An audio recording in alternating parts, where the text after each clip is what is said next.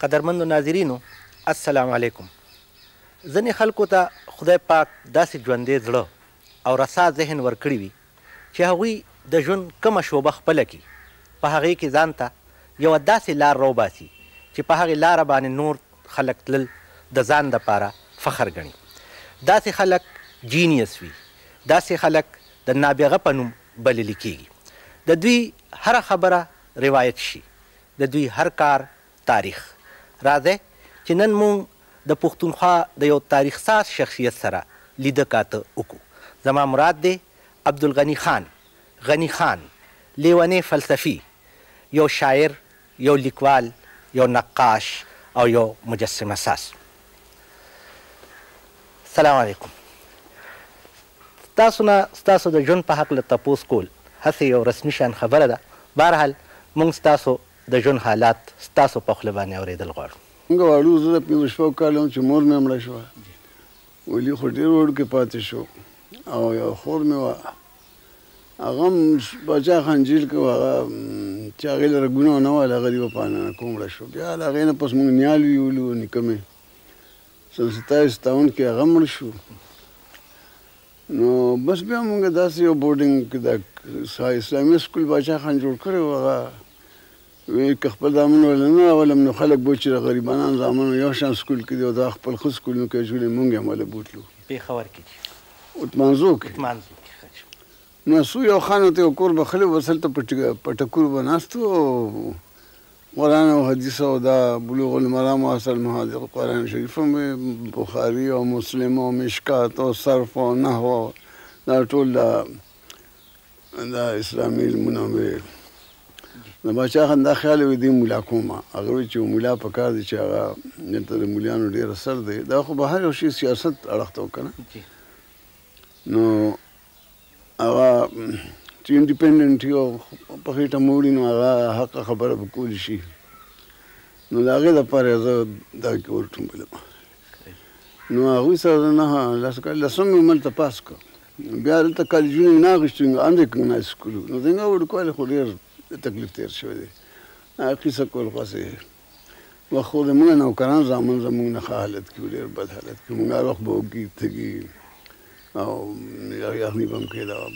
دغه 3 روپۍ د میاشتې د بورډینګ خرڅ نو په 2 روپۍ د میاشت کې هغوی موږ څه راکوله، څه راکولي شو او ډېره ارزاني شوه. نو بیا هم څه راکولي شو. بیا مې کاکا د انګلینډ راغی، ډاکټر صاحب جنګ خلاص شو، هغه راغی. نو هغه بیا بابا سره خو مې جنګ مانګ وکړ ډېر. وی دا هلکانو زندګي یې تباه کړه. زموږ د فیملي ستا نور هلکان چې ورسره د ولي او د علي، نو دوی خو یې واخېستل ډېردون سکول ته یې بوتلل. نور هم 315 جدید عمر ماشومان وو زموږ خاندان کې. او زه چونکې بیا 9 کې وم، نو هغه وایي چې ده بوتلو څه ضرورت دی. زه بیا د جامع ملیه نه مې 10 پاس کړ او بیا هم هغوی واخېستم، بل کالج نه اخېستم. نو دلي ته لاړم. هغلته هم دغه حال وه، غریبانان وو، هغوی سکول سره پیسې بنوي. کالج سره ډاکټر ذاکر حسین زمونږ دغه پرنسپل و او داسې زړې مړې بنګلې به یې واخېستې قرالباغ کې. هغې کې به موږ ناست. اوس خو ډېر عالیشان عمارت جواهرلال والا په لکونو کروڑونو روپۍ ورکوي. اوکلا کې یو ډېر زبردست اردو یونیورسټي جوړه کړې ده. هغه وخت کې هېڅ نه و. نو هلته زه هم یو کال هلته وم. بیا عربي مربي خو ما دلته ویلې وه، داسې به مې ویلې لکه پښتو چې وایو یا انګریزي چې وایو. نو هغه هلته چې لاړم نو هغه عربي کتاب هغه استاد چې راکړ نو هغه ورته سبا له ما ټول ووراو. نو هغه ما ته چا بیٹا تم سکھاؤ ان کو. اسلم جرجپوري نوم و، هسټورین و مشهور. نو هغه به خپل تاریخ لیکه او ما به هلکانو ته عربي ښووله خپل کلاس ته. بیا د امتحان په ورځ باندې باچا خان تار و چې راشه دی ارجنټ دی. خدای وار مې خطا شو په بده ورځ باندې همدغه شانته امتحان مې پرېښود. امتحان چې یوه ورځ نیمه پاتې وه. نو چې رالم دلته وي چې دا بچه سقو بغاوت کړی دی او امان الله خان صاحب جاب رالیږلي چې ما سره ډاکټران نشته او سټیشن بیررز او فرسټ ایډ او بالکل میډیکل ډپارټمنټ د فوج کې نشته. نو موږ شپږ ډاکټران روان شوي دي، تیار شوي دي. ډاکټر صاحب یې مشر و د ډیلیګیشنه. موږ 32 تله هلکانو د کالجونو نه یې وله روغ کړو. ټول فرسټ سیکنډ اییر والا وو. نو څه خو د افغانستان سردارانو زامن وو، څه دلته ډېر خلکو. نو زه هم پکې باچا خان افر کړی وم 10,000 روپیو دا یو زوی ما ورته زه څه ګډور یم زما یې تپوس مه پوس ونه کړو خو بس زه ولې نو هغه چې مونږ ټرینمنټ وکړو هغه فرسټ ایډ مې د کور دی راله جوړې کړلې هغه پټۍ تړل سټریچر بیا کې داسې به زخمي اوچته وی او داسې به وړی هر څه مو کړل بیا پیرنګیانو پاسپورټونه نه راکول نو د هغې پورې هغه بند کړ چې امان الله خان کوټې ته لاړ بیا کوټې ته مې بابا ویل لاړ ورته چې ته راځه مونږ سره اشنار کې دیره شه او مونږ به دلته کې د دې نه مونږ به هم سړي ولیږو دې قبایلو ته او مومندو کې حاجي صاحب د تورنګ نو زنګ رشته دار هم دی او مشر هم د خپل هم دی نو د مومندو لښکرو کې نو تابع په تخت کې نو هغه ورته وایي چې زه د خپل تخت دپاره د یو پښتون وینه یو څاڅکي وینه تویول د کفر ګڼم او بس زه به اټلي ته لاړ شم او دغه نو بس هغه بیا د میشن پاتې شو بیا ما ته جامع ته لاړ شم بس ما ستیاګره مې شروع کړه نه ځم هېڅ چاته نه ځم جامع اظهر ته لاړ شم نه مولا کېږم نو بیا کاکا مې ته وایي چې پرې داسې ژوند دې خو له خراب کړو خو چې اوس په دې اخره خو زده کړي نو لنډن ته ولېږلم نو هلته یې مې مولا کره ولېږلم نو هغه سره مې یو کال یو نیم سره وم خو هغه ما ته څه خول مول نه خپل راته خول اولډ ټسټمنټ نیو ټسټمنټ نه خو ټول ما راته خو ما به عربی کې ورته یعقوب وي هغه به ته جیکب وي ما به یوسف وي هغه به جوزف وي نو بیا د هغه ځای نه بیا پاسپورټ واخیست د هیډ ماسټر صاحب د عثمانو د هیډ ماسټر په هغه لاس لیکلي د سرټیفیکټ چې ده لسم پاس کړی دی او فلانې فلانې ژبې ولې ورځي او دا دی هغه دی په هغې زه د امریکا یو یونیورسټۍ اکسپټ کړم هلته کې کیمیکل انجینرینګ په کلاس کې د ترو جوړولو چل یې زده کړه د هغه د بابا مې دا خیال و چې دا ټول زمونږ د وطن دا څیزونه چې دي نو دا پیرنګان را میټیریل وړي او هغلته کې فینشکینګ یې راکړي نو هغه وی چې د هر یو قصب د خپل خاندان نه یا د خپل پښتنو کې یو هلک ولیږو ډاکټر صاحب یو زوی ټریننګ له ولېږه مدراس ته هغه راوتښتېده او ما ته اطلاع شوه ترو چېرې زده کوه نه څوک خبر چې ترو په کارخانه 100 روپۍ لګي نه چې د دې څه چل دی دا خو چې خو هېڅ نه د ښځه وې د خدای پاک واله وه نو هغه زه لاړم امریکې ته کالج کې وم هغې کې ما یو څو کاله تېر کړل هغه دغه چې آخري پریکټیکل صاحب پاتې شوه نو بیا ما دلته کې زنګ جایداد مې دا ضبط شو ټول روپۍ هم په خلکو چې چا سره وي هغوی بس کېناستل په هغوی خو چې زه لاړل ختم شو دوی موږ ټول خاندان هلکان ګیر شو خور مې یو سکول کې ګیره شو انګلینډ کې ډاکټر صاحب یې ویل ور په ډربیشا کې سکول کې ګیره شو زه په اکسفورډ کې ګیر شو زه امریکا کې ګیر شم دا شانتې ټول مونږ در په در خو خیر هغه ډاکټر صاحب چې زما 2 کاله مشر وم هغه بیا ایم ایم کړی و بیا بیرسټر شوم نو هغه څه کوشش مې وشو که مور یې پیرنګی وه نو پیرنګیان هغه ته ښه دغه ورته یعنې خزل کو نه غراغ راورسید خو اته میاشتې هغلته کې ما د کور نه خط نه حساب نه هېڅ نور علیږي ډېر تکلیف کې مغه عمر تېر کړ خو د ما پرنسپل هغه زه د هغه کالج په هغه فوج کې نوکر کړم یونیورسټي کور ورته وایي که څه وایي ورته یونیورسټي کیډټ کور نو هغه بیرس کې به اوسېدم هغه هلکانو سره کیفیټریا کې به مې ډوډۍ خوړه او جیب خرڅ به یې راله روپۍ مې پرې راکولې د کالج نه به یې راکولې بیا چې زه رالم دلته نو مې واپس کړی ورته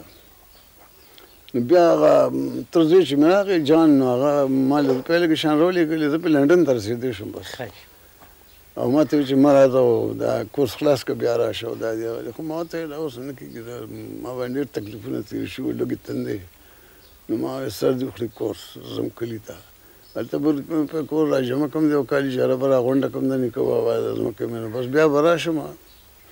کورس به هم خلاص کړم کورس هغه پریکټیکل چې صاحب پاتې شو نو تیوریټیکل خو مې ټول خلاص کړی و نو هغه یې چې زه رالم دلته بیا باچا خان لیدو لاړم دلته کې خلکو شکایتونه ورته کول چا به ورته پیرنګانو جامې اغوندي چا به ورته ټوپۍ په سر راپسې خدای خیر منګرالې ورته را هیټ ولې په سر ما ورته ویل بابا زما خپل سر دی هر څه چې په سر تاسو ولې خفه کېږئ بیا به زما سونه ډېر خوښ ول یو کرنیل نه مې نوخار کیس اخیستی په هغې به زه پټو ته تلم راتلم وی به دروند کېنه په حجره کې چې سم د خانانو په شان ته په اسمان یې ټټ ټټ دی خوا کټ کټ دی خوا وی دغه یې جوړ کړي یاره زه هم ډېر تنګ شوم هغوی هم رانه تنګ شوم باچا خان ته یې خطونه ولیکلي د دې مړ پر سم رواج نه پوهېږي او دا دی هغه دی هغه چې زه لاړم هغه د ما نه ټکټ میکټ واخېست او د یې جواهرلال له ولېږله چې دا زوی زما ټول امریکني شوی دی او دی وړوکی لېږلم نو زموږ هوم لایف هم نو چې واړو نو مور مړه شوه او مور مې ډېر عجیبه حالت کې مړه شوه خو باچا خان خپل هغه سوانمرۍ کې مې لیکلي دي یو ملا ورته چې دا کټه تو شو بس ځان عفر کړه د په ځای نو ته مړه شې او بچ شي نو بس هغه هماغه وکړل نو په سبا له هغه ناجوړه شو زه بچ جوړ شوم په 3 ورځې کټه پاسېدم او هغه لاړه ګورله نو ما دا نه منل دی خو به دا خبرې کولې خو چې باچا خان بایوګرافي کې مې ولیده نو بیا ما هم منله نو هغه بیا زه لاړم جواهرلال سره یو کال هلته وم الہ آباد کې بیا د بهار د ارثکویک راغی 1935 کې نو هلته هېڅ انتظام نه و هغې کې 75,000 خلک خو ګورمنټ منل چې مړه شوي دي خو ډېر خلک مړه او هېڅ د ریلیف انتظام نه و د هسپتال نه و سټریچرز نه اوس خو هر ساله ګوله لاړه شي که نه خو پیرنګانو وخت د هندوستانیان دغسې پراته وو زخمیان مړه کېدل نو ډېر فقار شو خاص هم غوسه ناک و نو هلته یې ډېر سخت تقریرونه وکړل چې بس راغی نو زه خو جیل ته روان یم نو دا لورې وایم درا د هغه ورځو کې د 115 کالو به وه هغه به داسې 21 وم نو موږ ته یې ویل چې ما تاسو له ټیګور یونیورسټۍ کې انتظام کړی تاسو دواړه به هلته ځئ نو بس موږ دواړه هلته لاړو بیا هغه کالج کې د جینکو داخله شو زه هم زه لاړم جرنالیزم زما مضمون و نظر د کومه نو هغه ما له یو مضمون هغه استاد راکړ ما به یو ګنټه کې خلاص کور مې کولی بیا به ټول داسې خوشه ګرځېدم خدایه څوک وم ټیوټر زموږ شو پرسنټ ټیوټر زما د اندرا نو هغه د آرټ کالج پرنسپل و آرټ کالج کې هلته ټیګور یو میوزیک کالج و یو پینټینګ و یو کالج اف ډانسینګ و یو د سکلپچر و نو ډېر هغه هم خراب حالت کې و هغوی کې دا کچه کوټې وې هغې کې به اوسېدو د پاسه پې سفر و ماران به پکې ګرځېدل نو هغه بیا زه تنګ شوم خوشې باسې ګرځېدم نو هغه پرنسپل له ورغلم یوه ورځ مې زه څوک وم چې څه کوې کوه خو 2-3 ورځې ورغلم نو ما یار دا خو په لیونه وړېدلم ما ویل ښه ده نو بیا هغه آرټ کالج کې یو د هغوی استاد یو سکلپچر استاد و نو بس هغه سره زما دوستي شان شوه زه هغه سره یو ورځ هغه سټوډیو ته لاړم نو هلته سټوډنټان ناست وو د خټې نه سیزونه مې نه جوړول ډېره ښه خټه یې ولې جوړه کړې وه بندېدارانو ما هم راواخېسته لکه شان په میز مې کېښوده وه چیندخ مې جوړ کړه که چرمخ کې خوسه مې ترې جوړ کړی داسې مې 2-3 سیزونه جوړ کړل نو هغه هغوی پرنسپل ته ویل چې ته راشه دې هلک کې خو څه چل دی نو هغه چې راغی نو هغه ورته چې دا خو ډېر دی ګفټډ دی او دا دی هغه دی خو یې د تا مه وایه بیا نور هغوی به موږ به چې په پکنیک یا څه باندې به تلو دا اوچ رنګونه به یې راواخېستل ټولو ځان سره استادانو ملکانو ځکه چې پینټینګ مینټینګ سامان خو هم نه شوړې نو هغې باندې به سکیچنګ میچنګ کول دا کریان که نه کوم چې اوس زما دلته کې هغه شوي دی هغه زه هم هغې باندې کوم زه خو اوس مکس کوم کریان او کله ناکله آیل کلرز کني کریانز او پوسټرز ټول زه ګډوډ استعمالوم نو د هغې پته نه لګي دغه ته آرټسټانو ته چې ګوري ورته نو هغې کې بعضې افیکټس پکې داسې چې هغه پوسټر کلرز کې نه شي راتلی ځکه چې هلته ما کریان استعمال کړي خو یو دوکه شان دی چې څه کوم نو هغه بس بیا د هغې ځای نه رالم شانتنیکیتن بیا یو څه موده پس یو کال پس مې بابا راغی د جیله را خلاص شو نو هلته راغی د هغې پر زه بیا د هغوی د یونین صدر وم نو هغه جینکو هلکان ورته ډېر لوی هغه سړکونو باندې ورته ګلونه جوړ کړل او دغه یې جوړ کړل او میوزیک کالج جوړ ورته هغوی ورته ټول دا سازونه غږول د ټیګور دا ګډې دی ورته جینکۍ هلکان ټول ډېر خوشحاله شو بابا خو چې وردې ته راغی نو ګاندهیجي ته یې وویل چې دغه ځای زما د زوی دپاره ټیک نه دی او ټول بنګالیان وي تور تور دی غني پکې دا سپین سپین د ګلاب پسې به ښکاري وی ټیک جګه نه یې مې غني کړي و ټیک نه یې خیر بیا جو پرنسپل راپسې راغی وردې ته او ګاندهیجي ته وویل چې دا مې ته پرېږده او داسې هلک له 50 کاله کې نه دی راغلی ټیګور هم ولې خط ورکړی چې پرېږدی چې دی آرټسټ شي او دغه شي او د دوستان نوم به وشي خو بابا مې ویل چې که د سور رنګ په کاغذ ولګو که شین ولګو نو د هندوستان په دنیا کې به څه فرق راشي نو ګاندهیجي ورته ویل ټیک دی خان صاحب بس نو دواړو بوډاګانو ویل چې بس مزه هلته نو زه نسلم نو بیا بابا مې چې ترو کارخانې ته لاړ شي او هغلته کې خپل پریکټیکل کیسه خلاصه کړه نو زه د هغه ځای نه تر یو کارخانه کې لاړم نوکر شوم. هغه کوم ځای وه جي کارخانه؟ ګولاګو کرنات یو پي کې وه. دا سیتاپور ته نږدې وه د کوم د شیخ جواهرلال ښځه چې د کوم کلي وه. نو هلته زه 9 کاله وم. نو هلته سوپروایزر شروع شوم او بس هغه څوکې ته یې لاړم. چیف کیمسټ یم او ورسره انجینیر یم او داسې دواړه شوم. کیمیکل انجینیر یم، دواړه یم. نو بیا هلته کې وم، نو بیا دوی دلته تخبیه کې د عامل جوړو. نو هسې زما اړه کې دا کیوریاسټي وه چې یاره پښتانه به انډسټریل لیبر شیک نه به شي او څنګه به دوی کوي او دوی به څنګه ومني ډیسپلن. دوی خو داسې خودداره شان خلک دي، ملک به دوی کار څنګه کوي. نو دغه کیوریاسټي د وجې نه هلته ما ډېر ښه پوسټ به و، ډېره تنخواه هم ډېره وه د دې د 45 وه هلته. خو زه رالم د عامل مې هم جوړ کړه دلته. یو زوم به یو چک وه مې د بالاحصار نه راوخ که پیرنګان نیولې وه. جنګ ورځ وې چې د عامل شروع کړه. نو هغه خو جرمن سټیزن و. نو بس ما هغه دواړه شروع شوه ته نو جوړم که نو کله نه کله به کېناستو خندل مې هم ځان پورې. ځکه چې څنګه ډاکټران چې وو نو هغوی خو نټ او بوټ کې فرق نه شو کولی. هغوی په دې نه پوهېدل چې اوس په تخبیه کې خو سایډینګ هم نشته چې هغې باندې زیاتي د ریل هغه ډبې ودرېږي. خو یو لاین تللی دی. اوس دا مشینري به کوزه وکړم زه. نه خو خیر مردان کې مې یو سایډینګ صحیح کړو نو هغه هماغه سټیشن ماسټر ته وویل. خو بیا کرېز نو بیا هغې له ما هغه کرین جوړ کړ. دلته په هغه د اوسه پورې ولاړ دی، په هغه پاټلۍ د پاسه مو لګاو. یو 3 دغه هم ګرډز هم داسې ولګوله، منځ کې مې پکې پولي واچوله. بیا د هغې هغه حصې یو ټوکړه د هغې 4 ټنه 6 ټنه به وه. دلته کې 2.5 ټن نه غټه لارۍ نه وه. هغه به څه په چلونو میلونو مونږ هغه ورسولو هغلته کې